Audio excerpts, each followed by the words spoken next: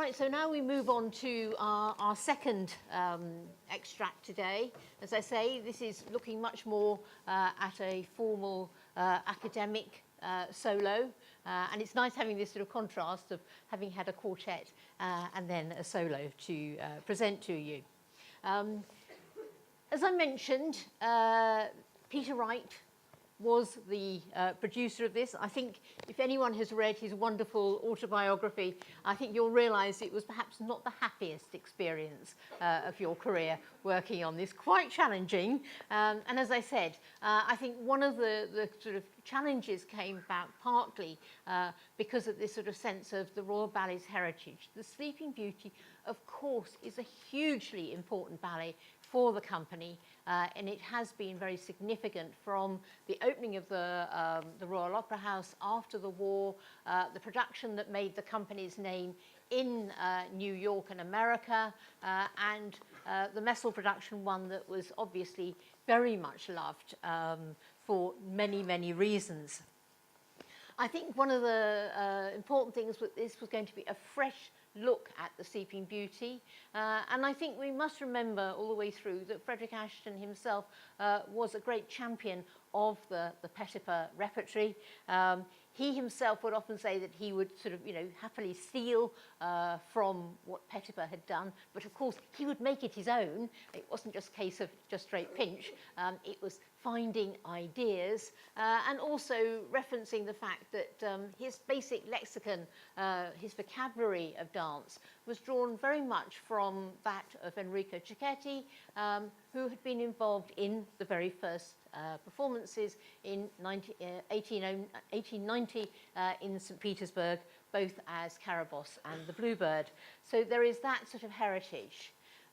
Certainly his respect for Lila de Nobile, and it's interesting Monica mentioning Ondine because her work had been seen with the Royal Ballet in that production and inviting her back.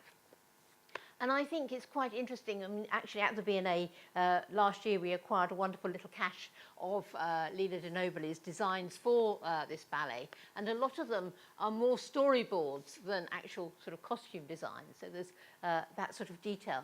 The fairies in the prologue were to descend from on high. They're fairies coming into land.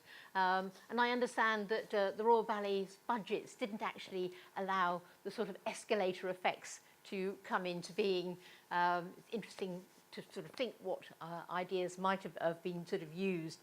And so I think the whole thing, the entrances, you'll probably know about this, were quite dangerous coming down a slope. So to get the sense of fairies descending, fairies flying in, rather than hopping in from the wings of the stage, was one of the effects that Lila de Nobile wanted.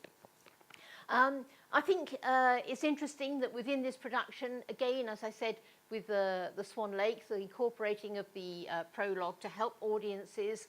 I think with this there is a sort of sense of actually sort of trying to work out how the fairy tale can be presented. The focus is on it, the fact that it is a fairy tale, but it has to be logical as to why things were happening. And I think that sort of comes through quite strongly. I think in this work, I mean, I mentioned that both the ballets we're referring to today have this sort of sense of 1960s look at Victorian view of medievalism. So it's a sort of sense of layering that comes through when we sort of think about these things. That actually, that's not the easiest period to set the Sleeping Beauty in. The Sleeping Beauty is, of course, a very formal ballet in the way it was originally choreographed. And so there is a sort of slight sort of clash that comes in there, which must have made the production slightly harder. Having said that, in terms of the designs, I do think there was some wonderful imagination in it. And I know that if anyone goes to our galleries at the Victoria and Albert Museum, you can see 3 headdresses from this production. There's the one for the Fairy of Song, which is a series of little birds, and they've more or less floated on the dancer's head. There is the more traditional wolf from Red Riding Hood and the Wolf. And then there is the one that I find such fun, which is a Catalabant headdress.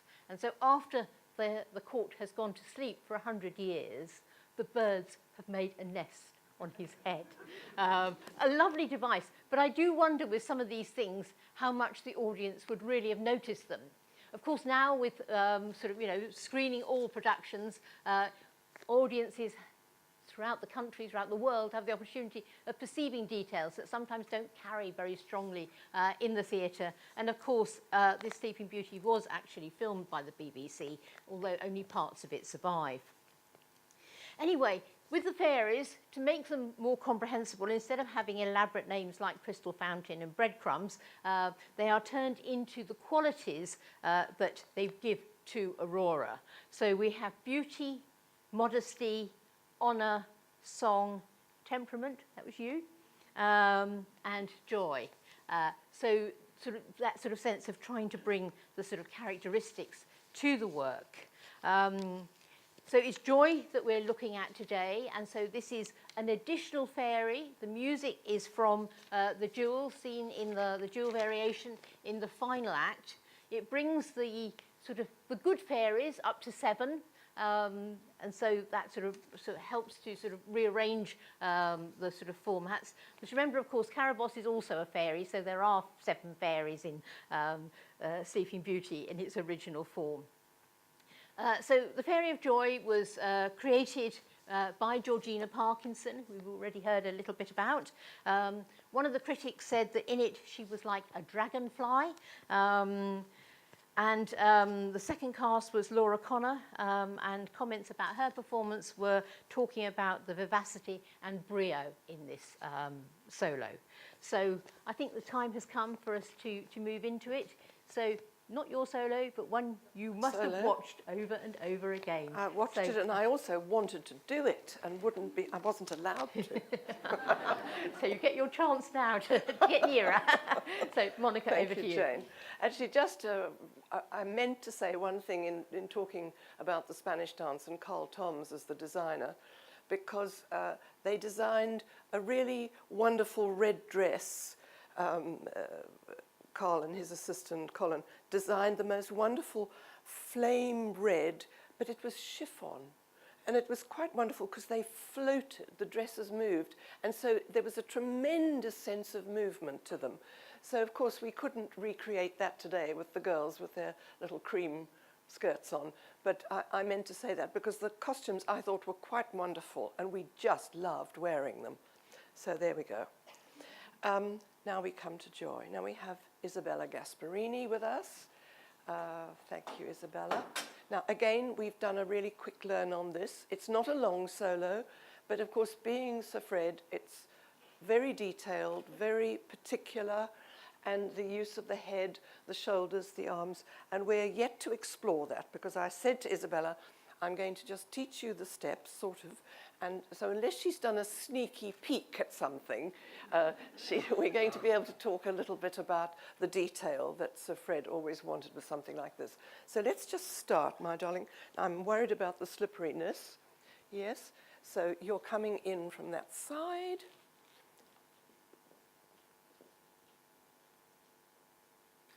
Yes, and without the music, just let's do the first. So we do dee, da, da, dee, da, da, dee, da, da, dee, da, da. Yeah, okay. Now, not too high, the arm. A little bit more there. Yeah, and a little bit of you being able to see along your little finger there. Yes, softer elbows, soft mind, the one at the back doesn't get hard. Yeah, so it's really, it's your body does that movement rather than doing it in the arms. Yes, your body makes the arms go out there. Ya, di, da, ya, di, da, di. Yeah, it's especially the front one we don't want an elbow. Yeah. This is, they all know me because I always go on about elbows. We didn't have elbows in the past. I don't know whether. Also on this little port de bras, a little softer.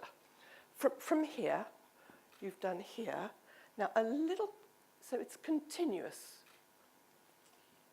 Yes, that's it, exactly. So we have ya, di, da, ya, di, da, ya, di, ya, di, da. Then we're going to go on again, not too high, Isabella, that releve.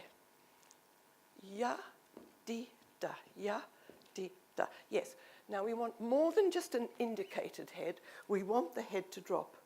You know, again, this is Sir Fred. He wanting to look. He would want you to be there, not here. Absolutely. Yes. Ya. Di, ya, da. Di, ya, da. Di, ya. And each of those arabesques shooting real ciseaux.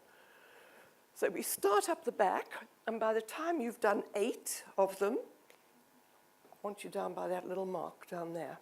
Be careful, I always worry about the slippery. D, travel, da, di, bend, over the first one. Ya, ya, ya. Not just the eyes lowered, not just the eyes lowered. Actually focus, really, yes, focus down there. And change the focus on the change. Change.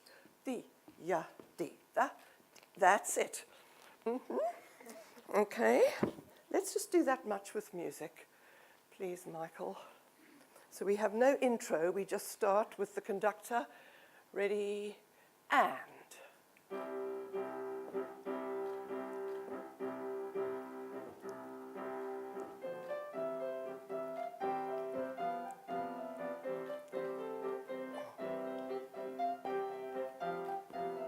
Okay, all right, just let's have a little pause. Ciseaux has to close in 5th. Mind, it's not going only to 4th. It's really hard to get that foot, yes, in, yeah? And when you're bending, mind you're not sticking your bottom out, yeah?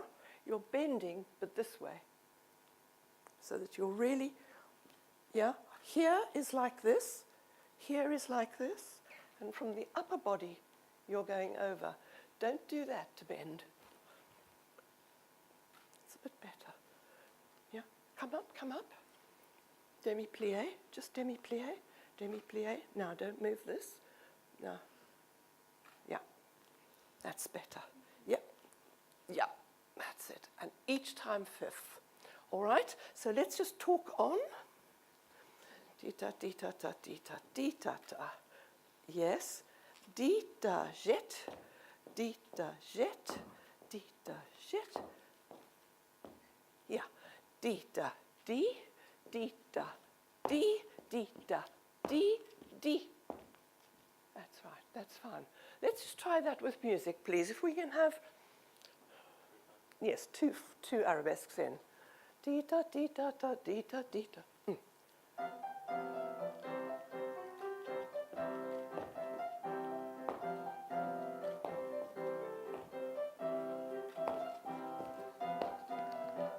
Okay, yes, we mustn't get late after the first entrelace, yes? Yeah? Doesn't want to make too much of this. You're going to use that, but you're just using, don't feel you have to do something else. Well, just show me, they come in, only to go out. La papi, ya papi, la papi, la papa. Yeah, Lorraine, I'm not saying anything terrible. No? Yeah? Mm-hmm. Di-ta, di-ta-ta. Di-ya-ta, di-ta-ta. Yeah. We have such polite notators these days. I was telling Lorraine that I remember we had a wonderful notator in the very beginning called Faith Worth who was incredibly overworked. She was supposed to notate everybody's ballets all the time, and she was just completely exhausted, could hardly speak. But if she came backstage after a performance, she used to knock, knock, knock on the door, and you'd open, who is it? And she'd come in and she'd say, I don't know what you thought you were doing down there in that corner down there, because we're obviously fallen off or done something wrong. So these days we have such wonderfully polite notators. Okay, so we've done our circle. Now we arrive back here. Yes, yata di ta ta, di ta di, yata di ta ta, yata di. Okay, yeah, and again, this doesn't travel anywhere really. It just goes a little bit on that ciseaux. We haven't got to do a major travel because we're going to sort of hold our spot here. Yes, Lorraine? Yeah. We have an interesting thing because when we talked about it and then when I taught Isabella, it looks in the notation as if the hands come here, which is a sort of funny place for them. So I put them here. Yeah, we're not sure about it at all. On the film, there is a film of Rosalind Whitten doing it, and it's not even, that's not even that clear. So I think Laura Connor would probably remember, but for now we're going to do this, and then this is like generously, really giving to the audience, really giving. There we go. That.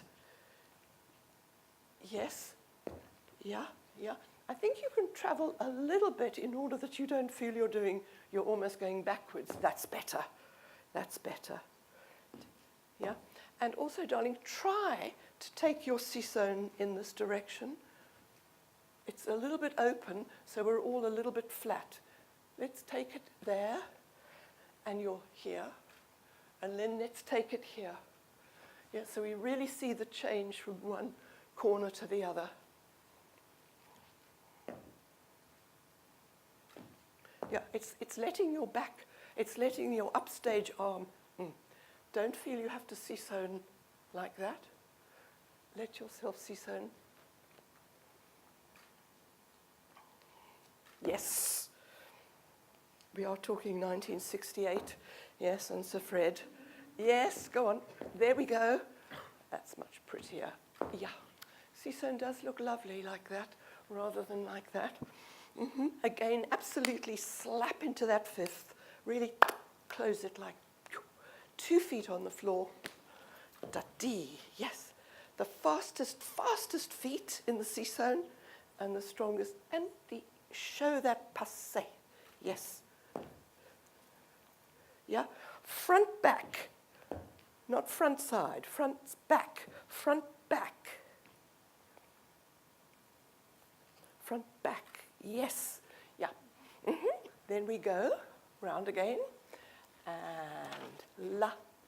Yeah, now the same thing. Immediately you set off. Don't be a sort of in second here. Go into arabesque. La pa beep. Yes. Dee da dee da da. La da dee da da dee da. Even more into arabesque. Yes. Yummy. Yeah. All right. Yeah, you see, because this is your écarté for the assemblée, and then you want to show the difference, otherwise it ends up all looking a little bit opened. Yeah, that's lovely like that. Back elbow, easy. So that our body, my hands are freezing, your body is alive here. Don't put it into that, Don't put it into that hard elbow at the back. Yeah, da. Yes, da. Then you can really think a long line for the écarté. Yes, and then we get to the corner. And back and front. Back. Can you make back show more?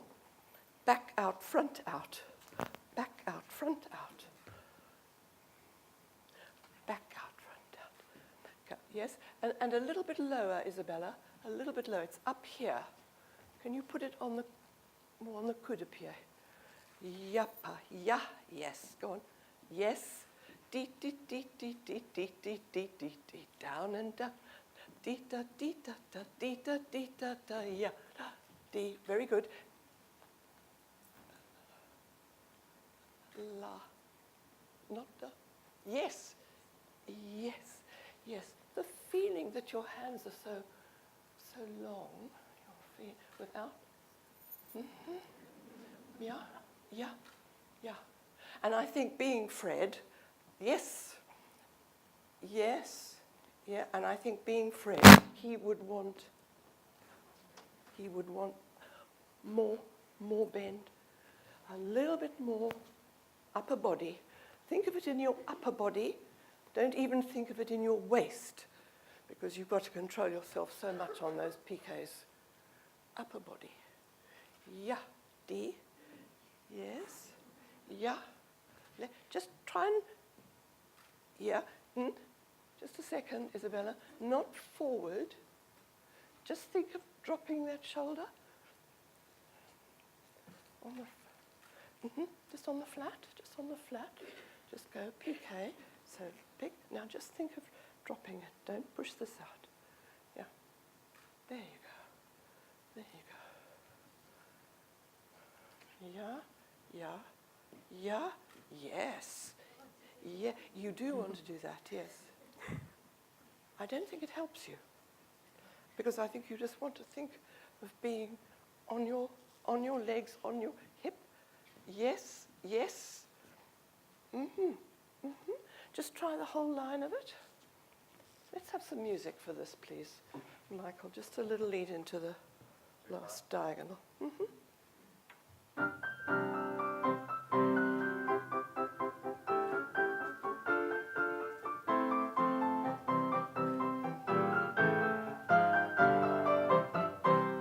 Good girl, yes. Really makes a lot of difference, that, you see. Yes, then you can move much more quickly. The second chaîné wants to be a little faster even, doesn't it? So that you've got time for the two pas de basques. Yeah? Let's just try it once more. Drop the shoulder and drop the shoulder and, yeah? Yes.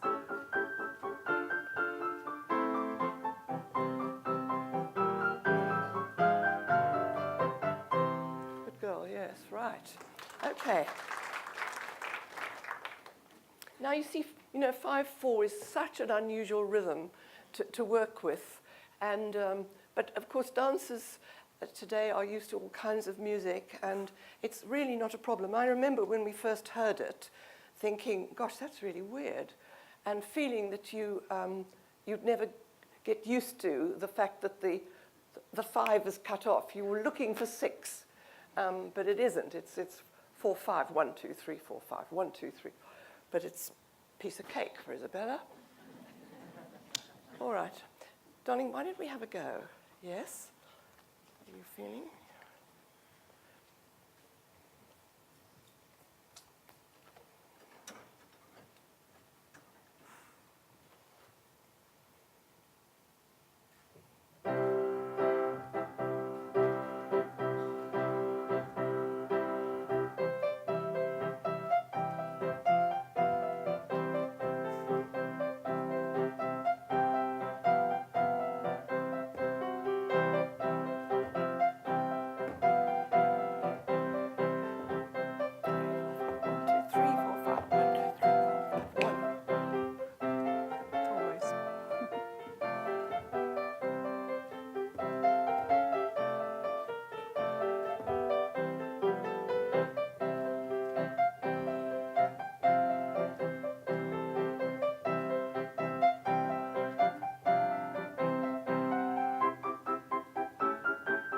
She does love to lean forward, doesn't she?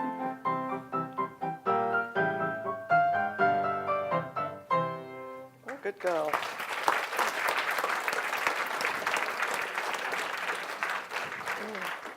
Good, good, good. I think we could be leaning forward less in the very beginning. You want to just be, you see, you want to be in your demi-plie, and you just tip your upper body. Just demi-plie. No. Just demi-plie for me. Yeah. Now just go down there. Without going forward. You don't want to think of going forward from your waist. Come up again. Demi-plie. Now go on just a little in the upper body. Yes. Yeah. Drop your head. Drop your head. Yeah. Because the head is so heavy, it creates a lot of movement. And change to the other side. That's better.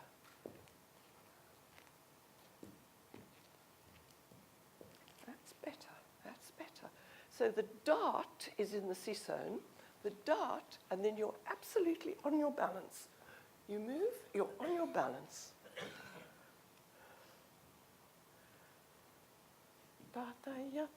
That's better. Yes, Isabella. Yes, good. All right, good. Much better. When we come to the jetés, 1, 2, 3, 4, 5. 1, 2, 3, 4, 5. 1, 2, 3, 4, 5. You want to be in the air. Dita, itata, dita, itata. Quickly, and then 1, 2, 3, 4, 5 for the entrelacé. 1, 2, 3, 4, 5. 1, 2, 3, 4, 5. 1, 2, 3, 4, 5. 1, 2, 3, 4, 5. 1, 2, 3, 4, 5. 1, 2, 3, 4, 5. Yeah, let's just try that circle, please. A little lead into that.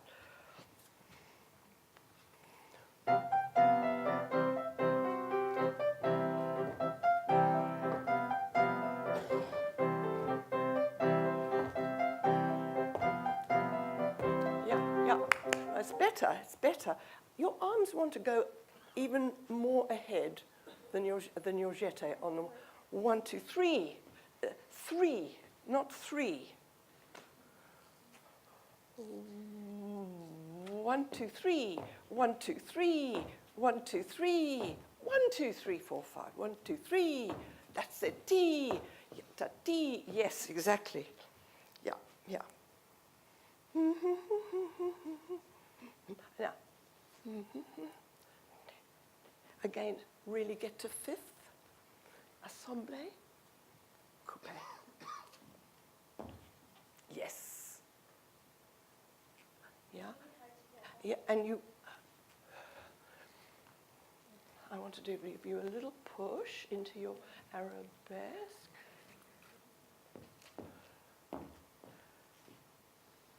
Yeah. And don't feel you're going to bring your arm as far over as that. It's just going to come here. D, D. Yes. D, D, da, D. Yeah. And you show. Really show that place again. You're on your balance. Don't feel you're going to be here.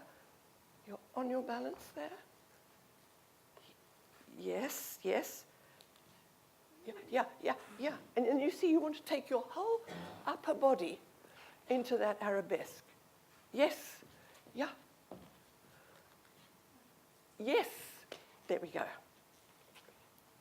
Could we do it once more? Could we do the whole thing once more? Going to do it once more. May I ask a question? Yes. About the location? Yes, of course, Janetta. Lorraine. Yes. For your hands on hip. Yes. Is it written as a? How is it written? It's written to touch because it's different to the first after the échappés. Yeah. That's definitely on the touches. hips. Could it be an I? Could it be? Yes, I'm giving possibly. you joy. Yeah. Oh. Rather than to the. What a good at the risk of question. being Oh controversial. no, what a super question. I'm giving you joy. Lappa I give you, yappa I give. How about that, Isabella? A little change of plan. We'll do this for Miss Lawrence.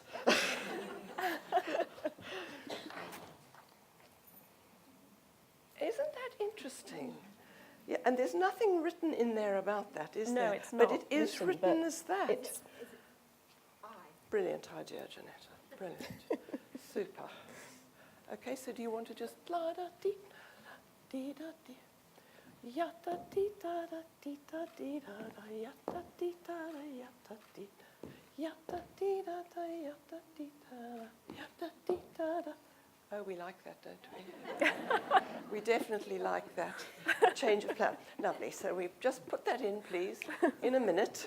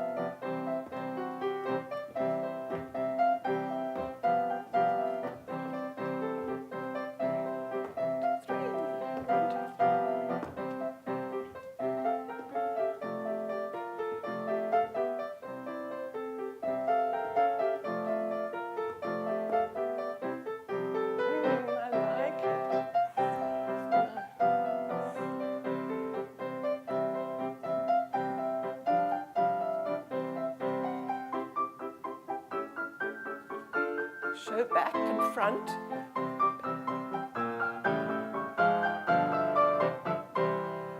Good girl. We must have these places.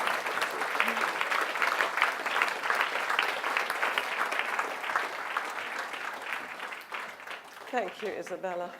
Have you had fun doing that? Yeah. Have you? Yeah, even on a Sunday. Yeah. Really good. And we've all had joy, haven't we, Hooray. watching it. And I think this is a wonderful example of just actually how rich Ashton's choreography is. When you sort of see all the detail that's put in and how challenging it becomes, it's not just steps, it's gone so far beyond that. It's wonderful to see.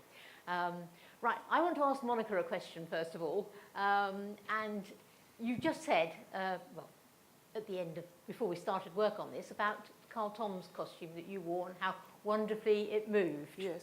I believe the reverse is true of the fairy costumes, and that you all hated them. Well, the fairy costumes were very beautifully designed by de Nobili, and they were very heavily boned. And it was a completely different look. I mean, they were ravishingly beautiful, but you couldn't dance in them. And I remember all of us being in the dressing room, the fairies, and saying, well, it's all right to the front, but what happens with the back? Because the bones dug right down here into your back. There was no way you could get your leg up. And you couldn't move your waist at all. It was absolutely rigid. And so one by one, little nail scissors came out, and little snippings happened, and little bones were extracted out of them. And the person who took all the bones out was Antoinette Sibley. She said, well, I've got to do the rosadage, and I'm not doing it with my attitude at that height. So it was really very difficult. It was, but little by little, it was adapted. I don't know if Sir Peter remembers, but he got angry. He did get angry because it started to change the look, because we'd looked so corseted, and suddenly we looked kind of ordinary again. But the story that I wanted to tell about the design and the sort of looking as if the fairies were going to fly in down a sunbeam. And I remember Peter asking me if I would come in on a Sunday, because they had a tech on stage, and they'd built this ramp. Well, I tell you, it was before Ski Sunday, but I stood at the top of that ramp and thought, there's no way I'm running down that. I mean, and so I shouted, Peter, I can't run down it, it's too steep. So Peter came on stage, and then the guys gradually lowered it until, of course, it was possible. But to start, you needed a set of skis to come down. It would have looked amazing if we could have done it. But right at the very bottom of it was a fireplace, and I remember thinking...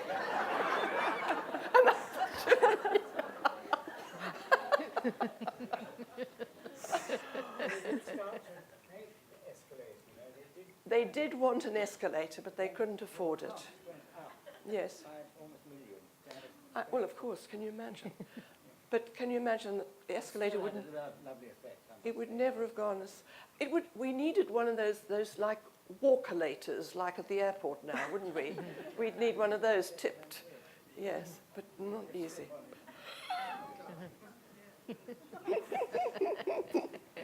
How would you have fancied to come down a ski slope, Isabella? Can I just say one thing that nobly imposed on us, which was, it was a lovely idea.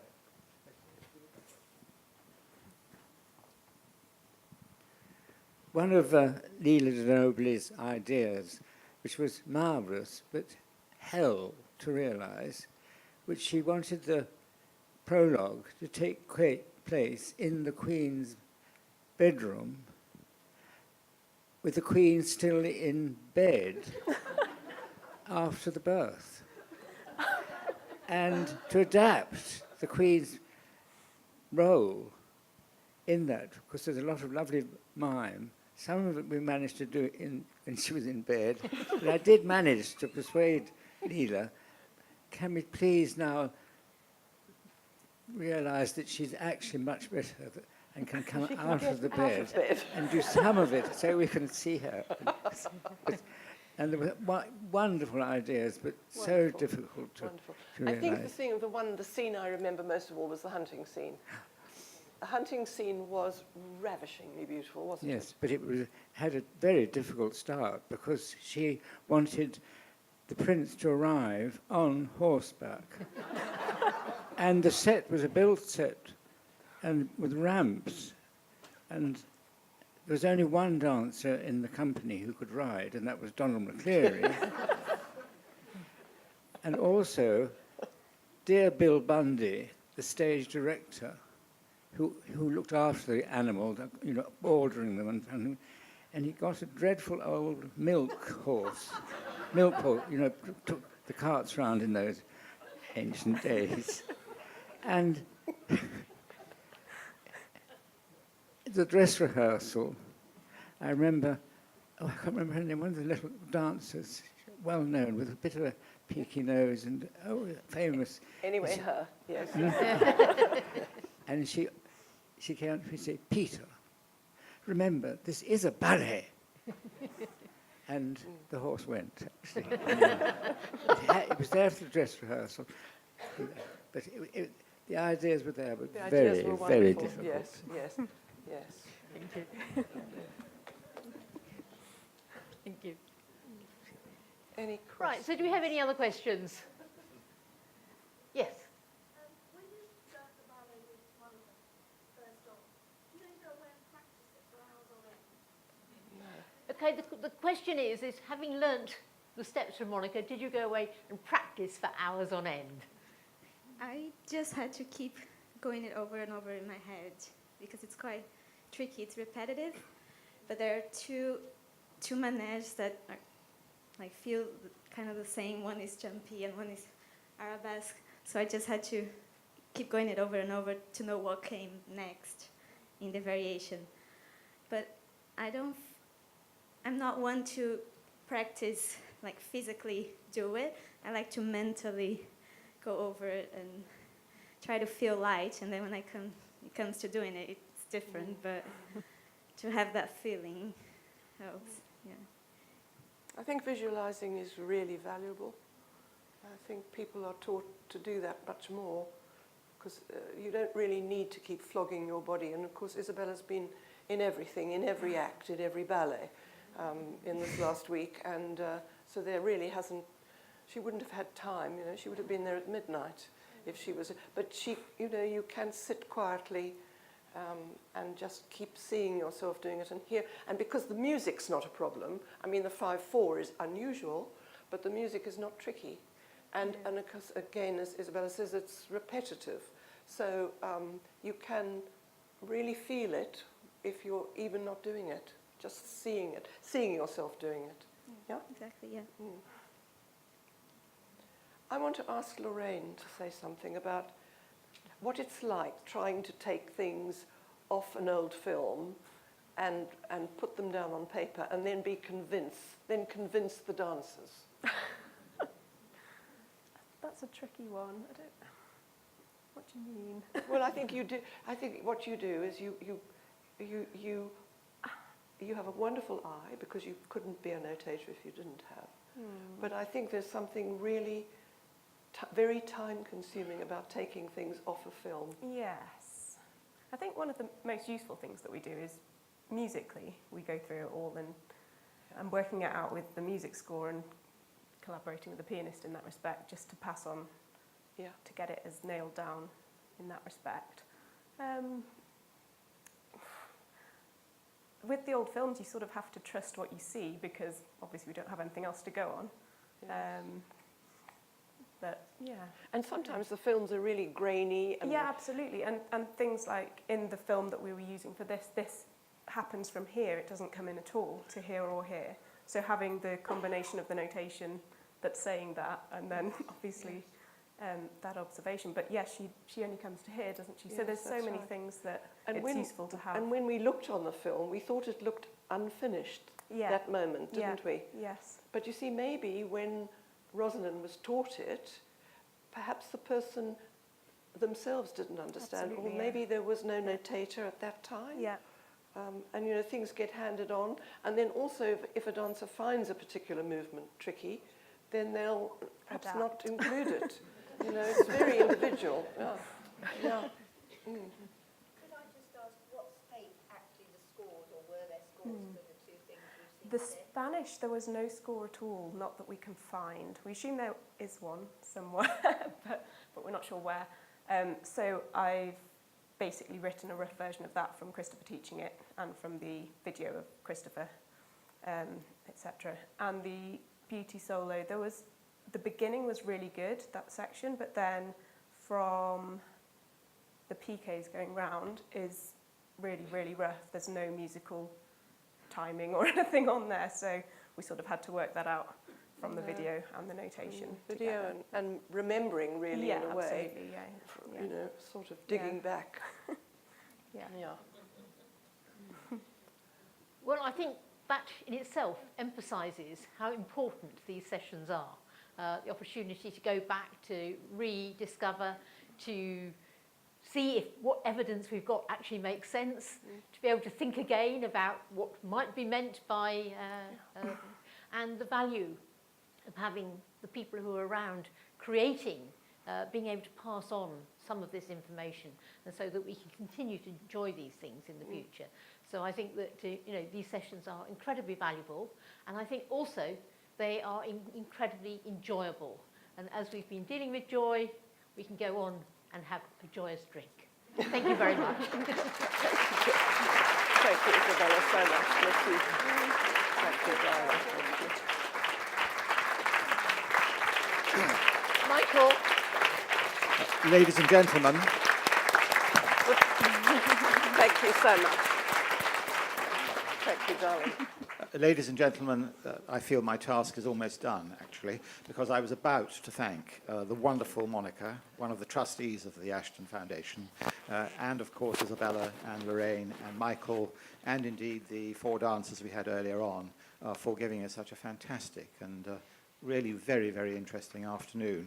And just picking up on the last points that have just been made, of course, by filming these sessions, by the foundation paying to have a notator to either, as we heard, write a score completely from scratch or to tidy up an existing score, the foundation is providing resources which are then available for dance professionals and others, interested members of the public, to have available for them.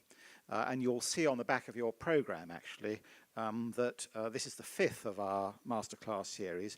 The first 4 have all the films have now been put on they've all been uploaded to our website. And on the back page of the program, you'll see all the masterclasses that we've done so far and how you can view them if you want to go to our website.